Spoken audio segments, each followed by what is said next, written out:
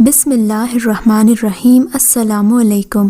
اردو کہانی سینٹر میں خوش آمدید۔ اولاد کی محرومی عورت کو نامکمل کر دیتی ہے۔ میں بھی ایک ایسی ہی بد نصیب بیوی تھی جس کی گود کبھی ہری نہ ہو سکی۔ اسی وجہ سے میرے شوہر نے مجھے گھر سے نکال دیا، لیکن میں نہیں جانتی تھی کہ زندگی میں کبھی ایک ایسا موڑ بھی آئے گا کہ اللہ تعالیٰ مجھے ایک نہیں دو اولادوں سے نوازے گا۔ میری اس کہانی کا آغاز اس وقت ہوا جب اپنے شوہر کی طرف سے گھر سے نکالے جانے پر میں نے ملازمت کی تلاش شروع کر دی۔ میں اتنی پڑھی لکھی تو نہ تھی کہ مجھے کسی آفس وغیرہ میں نوکری ملتی، البتہ ایک دن میری ایک جاننے والی نے مجھے بتایا کہ شہر کے ایک مشہور کلینک میں صفائی کرنے والی خاتون کی ضرورت ہے۔ اگرچہ یہ نوکری میرے شایان شان تو نہ تھی کہ میں نے بڑی ٹھاٹھ سے اپنا بچپن اور لڑکپن گزارا تھا۔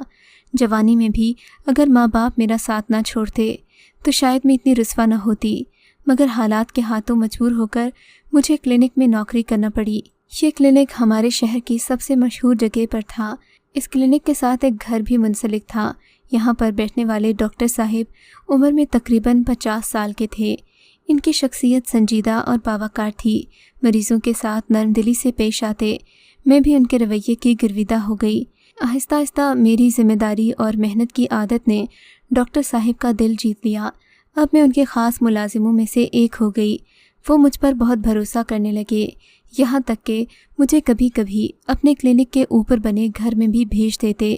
یہاں پر ڈاکٹر صاحب کی 20-25 سالہ بیوی رہائش پذیر تھی۔ یہ نہایت ہی کم عمر اور حسین لڑکی تھی، جبکہ ڈاکٹر صاحب سانولے رنگ کے پروقار شخصیت کے مالک تھے، لیکن زندگی کی 50 بہاریں دیکھ چکے تھے۔ میں ان کی جوڑی دیکھتی تو کبھی رشک آتا تو کبھی مجھے اس لڑکی پر افسوس بھی ہوتا جس کی آنکھوں میں نے کبھی خوشی نہیں دیکھی تھی۔ اس کے کپڑوں سے وہ سہاگن نہ لگتی تھی، ہر وقت چہرہ اترا رہتا، رنگ ہلدی کی طرح زرد پڑا ہوتا، جبکہ لہجے میں مایوسی اور افسردگی ہوتی۔ بی بی جی، آپ کیوں اتنا پریشان رہتی ہیں؟ ایک دن میں نے اس لڑکی سے پوچھا۔ کہنے لگی، کیا بتاؤں، میری زندگی میں کوئی خوشی نہیں ہے۔ شادی کو 4 سال ہو گئے ہیں، لیکن ابھی تک اولاد کی خوشی نہیں ملی۔ ڈاکٹر صاحب روزانہ مجھ سے اسی بات پر لڑتے ہیں۔ میری تو ان کی زندگی میں کوئی وقت نہیں ہے، مجھ سے زیادہ وہ اپنے ملازموں کو فوقیت دیتے ہیں۔ یہ کہتے ہی وہ رونے لگی۔ میں نے اسے تسلی دی، ایسا نہ کہو، ڈاکٹر صاحب آپ سے بے حد پیار کرتے ہیں، مجھے بار بار اوپر اسی لیے بھیجتے ہیں تاکہ میں آپ کا خیال رکھ سکوں۔ میں نے ان کی بیوی کو تسلی دینے کی کوشش کی، مگر اس کا غم کم نہ ہوتا۔ رفتہ رفتہ اسے میری باتوں کی عادت ہو گئی۔ وہ ضد کر کے مجھے اوپر بلوا لیتی۔ ڈاکٹر صاحب کی بیوی کو نیچے کلینک میں آنے کی اجازت نہیں تھی۔ انہوں نے سختی سے اپنی بیگم کو منع کر رکھا تھا کہ بھول کر بھی نیچے کلینک میں قدم نہ رکھے۔ اس بات پر بھی وہ کافی غمگین رہتی تھی۔ ایک دن کہنے لگی، نصیبہ، تم سے ایک دل کی بات کہوں؟ مجھے لگتا ہے کہ میرا شوہر کسی اور لڑکی میں دلچسپی لے رہا ہے۔ میں جانتی ہوں سارے مرد ایسے ہی ہوتے ہیں، تبھی تو وہ مجھ سے ہنس کر بات نہیں کرتا۔ زرین کا یہ گلہ بھی جائز تھا۔ واقعی ڈاکٹر صاحب صبح سے شام تک کلینک میں ہی مصروف رہتے تھے۔ وہ اپنی بیوی کی طرف سے بالکل لاپرواہ تھے۔ ان کا رویہ بھی انتہائی غیر لچکدار تھا، لیکن بہرحال زرین بی بی پھر بھی مجھے خود سے زیادہ خوش قسمت لگتی تھی۔ کم از کم اس کا شوہر اسے اپنے گھر میں پناہ دیے ہوئے تھا۔ مگر پھر ایک دن مجھے زرین بی بی نے عجیب آزمائش میں ڈال دیا۔ کہنے لگی، میں تمہیں تبھی اپنی سہیلی مانوں گی جب تم مجھے کوئی خبر لا کر دو گی کہ ان کے کلینک میں کس طرح کی عورتیں آتی ہیں، کس کماش کی ہوتی ہیں اور کیا کیا کہتی ہیں۔ کیا تم میرے لیے اتنا نہیں کر سکتی؟ زرین کی باتیں سن کر میں سوچ میں پڑ گئی۔ زرین بی بی، یقین کرو، ایسی کوئی بات نہیں ہے۔ ڈاکٹر صاحب کے پاس ایسی کوئی عورت نہیں آتی جس پر مجھے شک ہو۔ میں نے اسے یقین دلانے کی لاکھ کوشش کی، مگر وہ نہ مانی۔ بالآخر اس کے اصرار کرنے پر میں نے ڈاکٹر صاحب کو شک کی نظر سے دیکھنا شروع کر دیا۔ اب میں جب بھی کلینک جاتی، میری نظریں کسی غیر معمولی خاتون کو نوٹ کرنے پر لگی ہوتی، جبکہ ایسا کچھ تھا ہی نہیں۔ لاکھ کوششوں کے باوجود بھی مجھے کلینک میں کوئی غیر معمولی واقعہ نظر نہیں آیا۔ رمضان کا آخری عشرہ چل رہا تھا۔ میں نے 3 دن کے لیے اعتکاف کیا، لیکن اس دوران حالات بہت بدل چکے تھے۔ میں نے کلینک کا چکر لگایا۔ عید کے بعد جب کلینک کھلا تو میں نے دیکھا ڈاکٹر صاحب کے کلینک میں صبح شام ایک مشکوک عورت بیٹھی رہتی ہے۔ اس کا مشکوک ہونا اس لیے کہہ رہی ہوں کہ یہ صبح بھی جانے پر یہیں موجود ہوتی اور شام کو میرا چکر لگتا تو تب بھی یہ عورت بددستور یہیں بیٹھی ہوتی۔ میں نے زریں سے وعدہ کیا تھا کہ میں اسے کوئی خفیہ معلومات ضرور لا کر دوں گی، لیکن مسئلہ یہ تھا کہ اس عورت کا تو پیٹ کافی بڑھا ہوا تھا، یہ تو جیسے جڑواں بچوں کی ماں بننے والی تھی۔ بھلا ڈاکٹر صاحب کو اس سے کیا مسئلہ ہو سکتا تھا؟ سو میں نے زریں کو یہ بات نہ بتانے کا فیصلہ کیا، مگر پھر اس وقت مجھے ڈاکٹر صاحب پر شک کرنا ہی پڑا جب میں نے صبح شام اس عورت کو ڈاکٹر صاحب کے کلینک میں دیکھا۔ میں سمجھی کہ شاید وہ دن کو یہاں چیک اپ کروانے آتی ہے۔ ایک دن سر شام ہی میں نے سوچا آج رات کو دیکھوں گی کہ یہ عورت کہاں جاتی ہے۔ رات ہونے کا میں انتظار کرنے لگی۔ میں نے دیکھا ڈاکٹر صاحب کے کلینک میں بہت سارے لوگ آتے، لیکن وہ عورت بددستور وہیں بیٹھی رہتی تھی۔ رات ہوئی تو میں نے دیکھا ڈاکٹر صاحب کلینک بند کر رہے ہیں، غالباً وہ کلینک کو تالا لگا رہے تھے۔ میں اس وقت صفائی کر رہی تھی، مگر میرا پورا دھیان ڈاکٹر صاحب کی طرف تھا۔ تھوڑی دیر کے بعد انہوں نے اپنا کلینک لاک کیا اور اوپر والے گھر کی طرف چلے گئے۔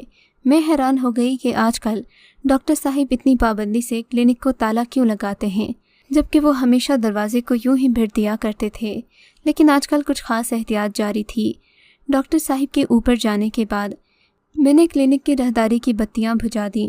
مکمل اندھیرا چھا گیا تو میں دبے قدموں چلتی ہوئی اسی کمرے کے پاس گئی جہاں پر وہ عورت اکثر مجھے نظر آتی تھی۔ میں نے کھڑکی سے جھانک کر دیکھا تو وہ بیڈ پر آرام دہ طریقے سے لیٹی ہوئی تھی۔ وہ بڑی مطمئن لگ رہی تھی، جبکہ اس کے سامنے پھلوں کا بھرا ہوا ٹوکرا رکھا تھا۔ غالباً یہ ڈاکٹر صاحب نے ہی اسے لا کر دیا ہوگا، دل ہی دل میں سوچا۔ لیکن اس سے پہلے ایک بات کی تصدیق کرنا ضروری تھی کہ آیا اس عورت کا شوہر بھی کلینک آتا ہے یا نہیں۔ میں دبے قدموں واپس آ گئی۔ اب مجھے اگلے دن کا انتظار تھا۔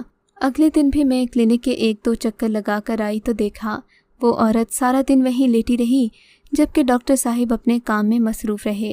رات ہوتے ہی میں کلینک میں آخری صفائی کرنے گئی تو میں نے ڈاکٹر صاحب کی انٹری والا رجسٹر اٹھا لیا۔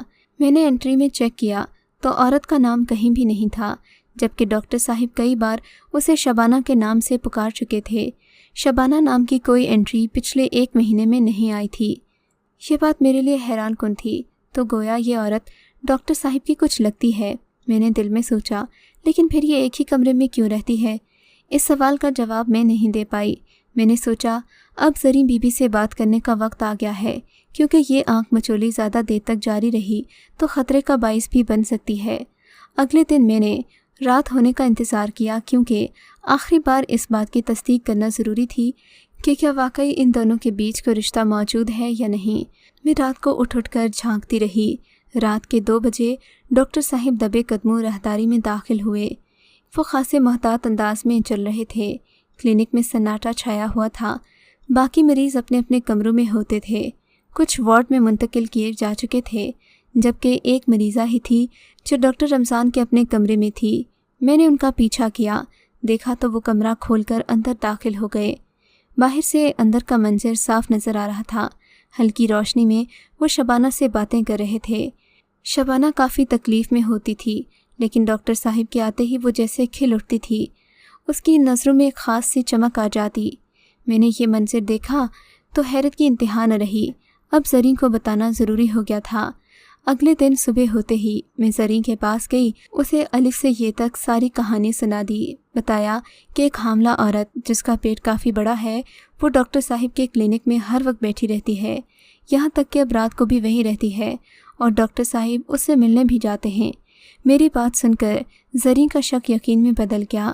وہ ماہی بے آپ کی طرح تڑپنے لگی، کہنے لگی میں اس بات کا پتہ لگا کر رہوں گی کہ وہ عورت کون ہے اور میرے شوہر سے کیا چاہتی ہے۔ انہوں نے یہ کام بھی مجھے ہی سونپا، لیکن مسئلہ یہ تھا کہ ڈاکٹر صاحب کم و بیش ہر وقت کلینک میں موجود ہوتے تھے، ایک لمحے کو بھی وہ وہاں سے باہر نہ جاتے۔ اگر وارڈ کا چکر لگاتے تو دروازہ بند کر کے جاتے۔ ان کے اس رویے کے باعث میں اس عورت سے بات کرنے سے قاصر تھی، لیکن دل میں ٹھان لی تھی کہ اس سے بات کر کے اس کی حقیقت نکلوا کر رہوں گی۔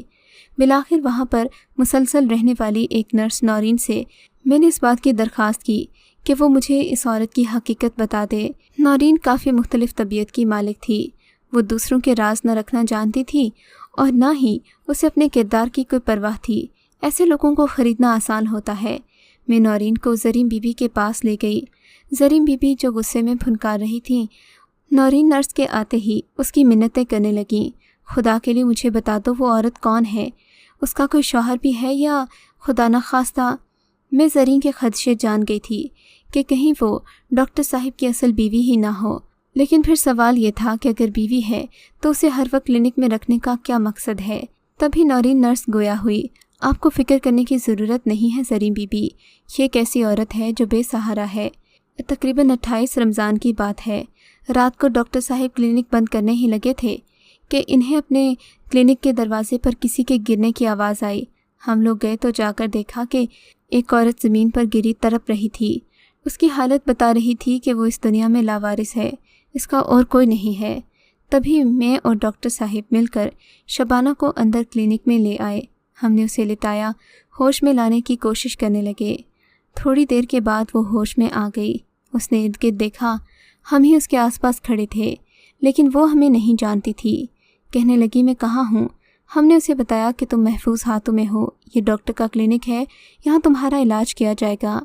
تب وہ ہاتھ جوڑ کر کہنے لگی، خدا کے لیے مجھے بنا کسی پیسے کے بے لوث ہو کر علاج کر دیجیے گا، میری زندگی پہلے ہی دکھوں سے بھری ہے، آپ کہیں گے تو میں اپنی جان بھی دے دوں گی، لیکن میرے پاس کچھ نہیں بچا، آپ میری اولاد کو بچا لیں، خدا آپ پر رحم کرے گا۔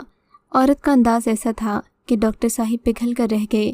انہوں نے مجھے اس کا خیال رکھنے کو کہا۔ رات کافی ہو چکی تھی، وہ مریضہ کو او پی ڈی میں بٹھا کر چلے گئے۔ ان کے جانے کے بعد میں شبانہ سے باتیں کرنے لگی۔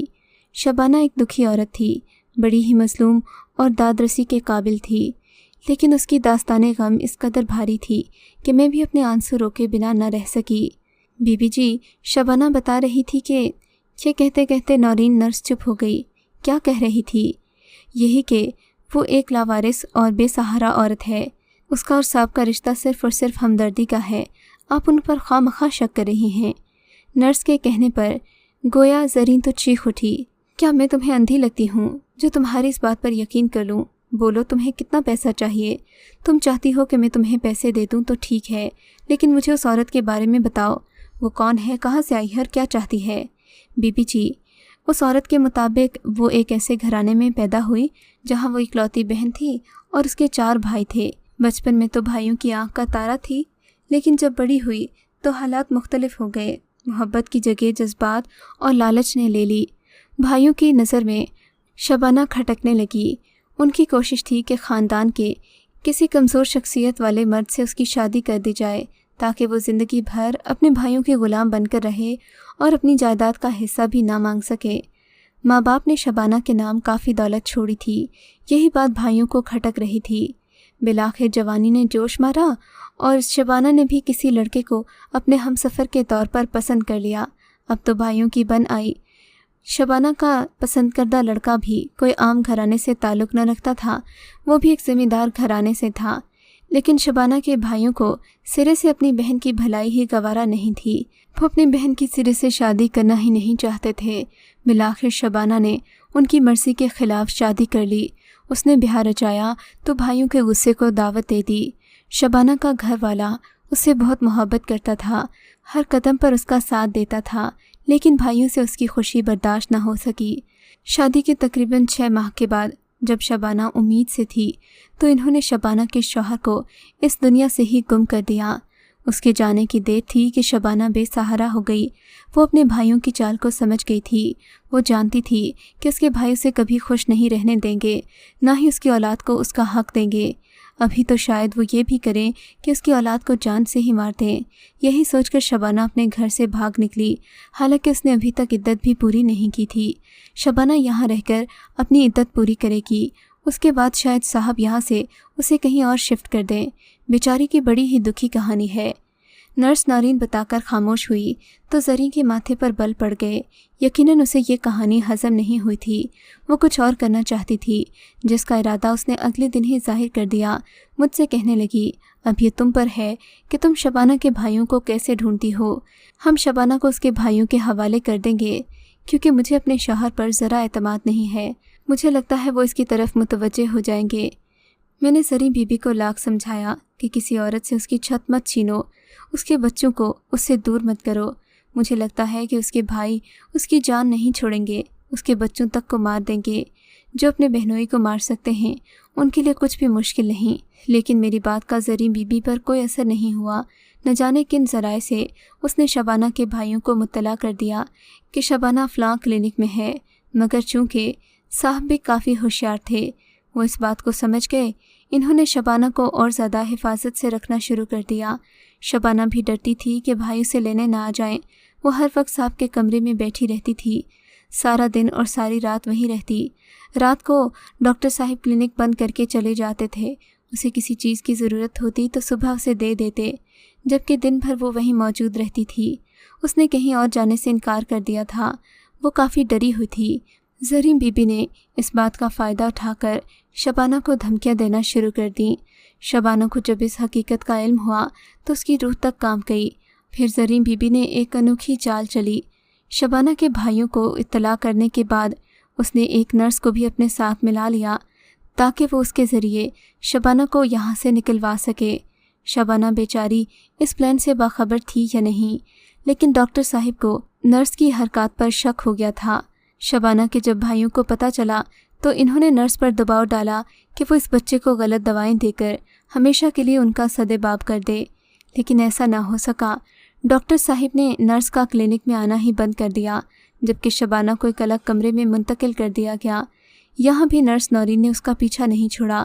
وہ ہمیشہ اس کو دیکھتی رہتی، لیکن اب وہ اس کے قریب نہیں جا سکتی تھی، بس دور سے ہی وہ لیٹی نظر آتی۔